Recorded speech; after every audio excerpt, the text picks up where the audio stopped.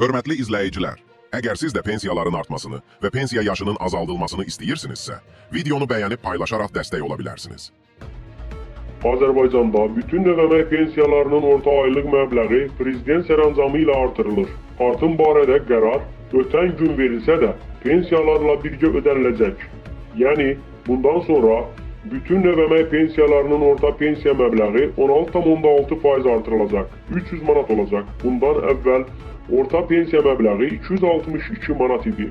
Ardından sonra bəzi pensiyaların məbləğlərinin də nə qədər artacağı hesablamışıq. Bundan öncə Milli Məclisə əmək pensiyasının minimum məbləği 200 manat məbləğində müəyyən olunub.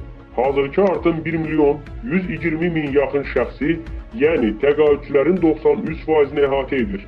Artımın həyata keçirilməsi məqsədilə illik təxminən 560 milyon aylıq 47 milyon manat əlavə vəsaitin xərclənməsi nəzərdə tutulur. Bu vəsait Əmək və Əhalinin Sosial Müdafiəsi Nazirliyi yanında Dövlət Sosial Müdafiə Fondunun gəlirləri hesabına maliyyələşdiriləcək.